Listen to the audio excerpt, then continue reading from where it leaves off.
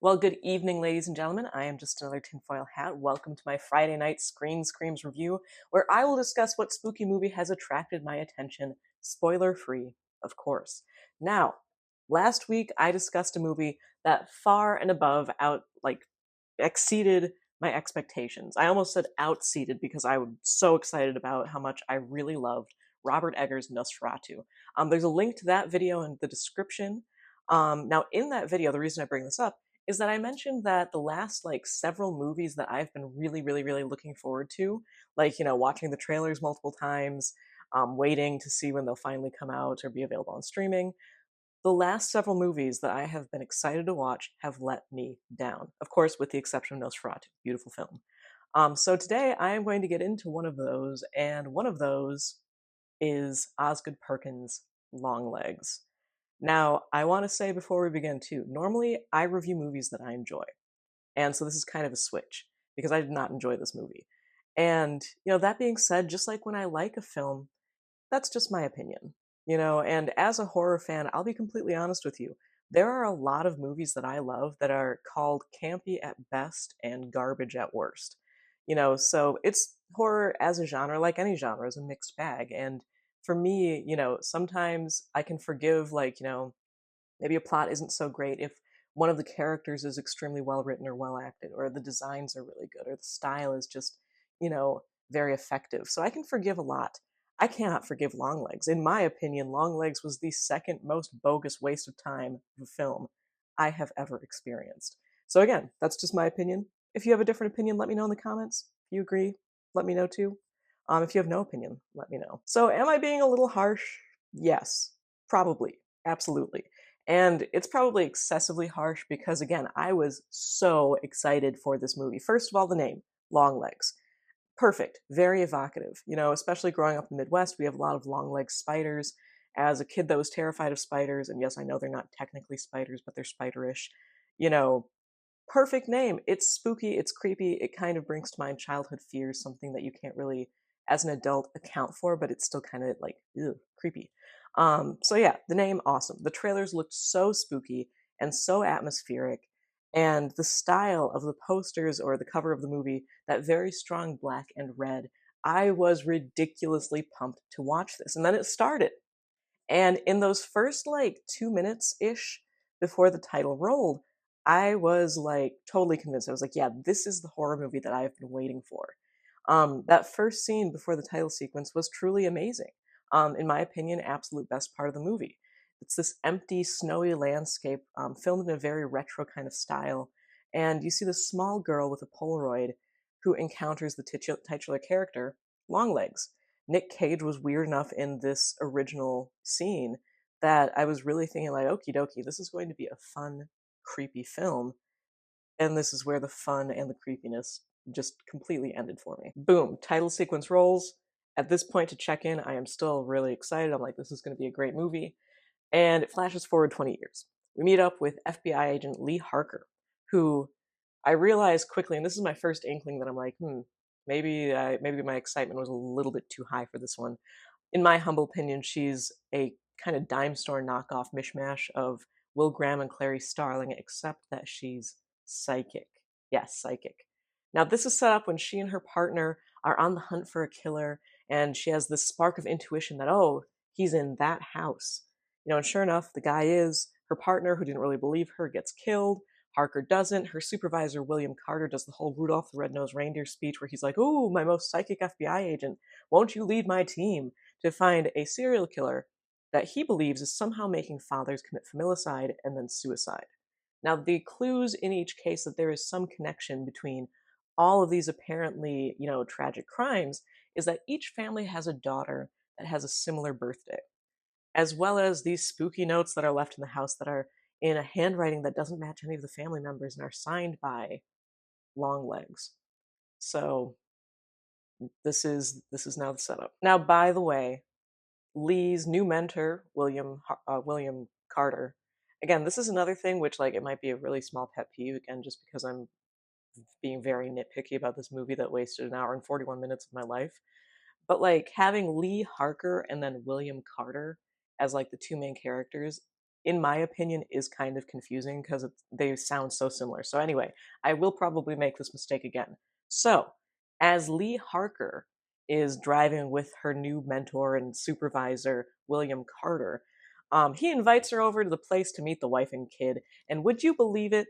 The daughter's birthday is coming up in a week, and wow, I bet that won't be relevant at all in this movie about a serial killer that targets the families of young girls around their birthdays, right? So Lee finally goes back to her home, which is placed scenically in the middle of nowhere, has a gratingly boring conversation with her mother on the phone, which she has to cut short because she realizes that someone is lurking around her house.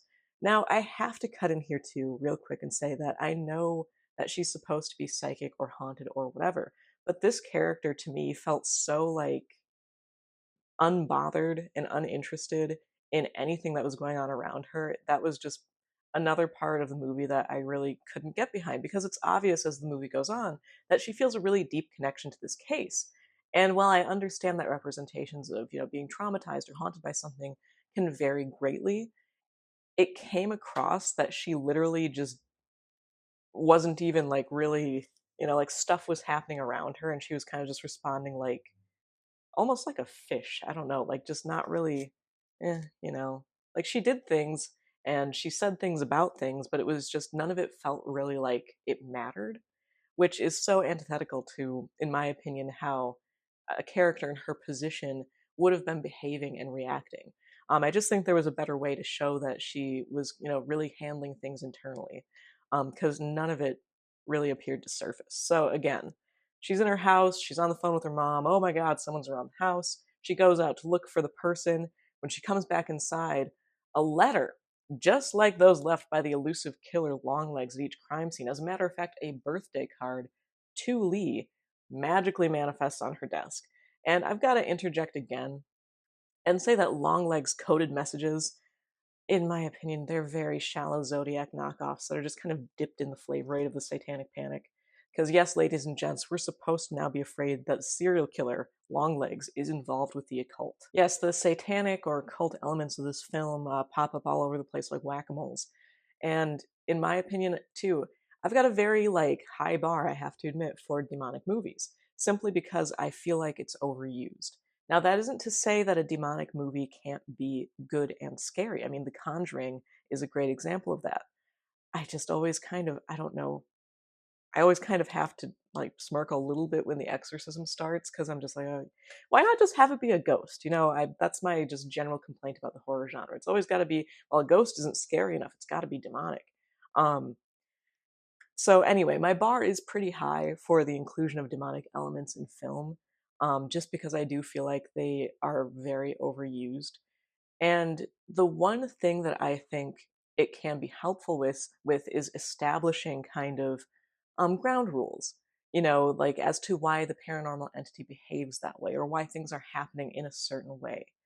And it makes it kind of neat and tidy for it to follow certain paths. Now, in this movie, it was so formulaic and unnecessary the way that the occult elements popped up, in my opinion. One of the best examples is, so they go to this crime scene where a previous killing almost happened. The girl actually survived because she was away on a field trip, but the rest of the family perished in the same way as the other Longlegs victims. And so they go to this crime scene and they find a doll that looks kind of like the girl that survived. And then they find out that the doll has this metal ball in its head, which triggers Lee's psychic abilities with some sort of sound. And I just am like, okay, by now we are pretty much committed to, okay, Longlegs is somehow involved with the devil or demons or whatever. Why does he have to make these dolls that have metal balls in their head? It just was so it just felt extremely unnecessary and overcomplicated. And two, bear in mind, between the codes and the birth dates and the very long, what should be atmospheric scenes that drag on forever and ever, and, discussion of the terrible crimes, Nick Cage is parading around like some deranged Tiny Tim impersonator at a child's birthday party who doesn't even know what Tiny Tim is. And that honestly sounds a lot scarier than he actually was in the film. He was just kind of It didn't do it for me. All in all, in my opinion, this felt like a really bad attempt to take a bunch of things that should be spooky. I mean, serial killers, the devil, dolls, psychic detectives, nuns, codes, small towns, Nick Cage. Put them in a blender and hope that it bleeds into something frightening. And, for a movie that kind of prided itself on being so non tropey and so fresh and new, there's even a moment where one of the clues is literally marked with X marks the spot. And it just, unless you're using that ironically, it just fell really flat for me. I mean, so much of this just felt like stuff that had worked in previous films. Again, like, Lee Harker's this mishmash of Will Graham and Clarice Starling is a perfect example, or, the Zodiac elements that are dipped in the Satanism. It brings to mind to me art is either plagiarism or revolution, and the only question I have here is, was this even supposed to be art? Well, if you've seen this movie, feel free to offer your opinion in the comments. If you liked this movie, my sincere apologies. Again, this is just my opinion. Maybe I'm sure it worked. I looked at reviews. It worked for a lot of people. I was just not one of them. And if you haven't seen this movie, don't, unless you want to waste an hour and 41 minutes. So if you want to hear part 2 of this absolute train wreck, where I discuss spoilers to the merciful end of this film, check out my Patreon. If you like listening to people talk about movies and around spoilers, or anything else weird, I'm talking paranormal and anomalous, go ahead and subscribe and be sure to ring that bell to keep up with my latest uploads. For today, I am Zelia Edgar, signing off. Okay, I have one more thing to say. There's this scene where Nick Cage, Longlegs, whatever his name is in a car and he like screams, "Unmake me." And I just had to point out there, I don't know if there are any Adventure Time fans in my audience today, but literally that was a lemon grab moment. Like, I am so sorry, but I saw that scene and all I'm thinking about is lemon grab screaming unacceptable and passing the note saying unmake me. I mean, anyway.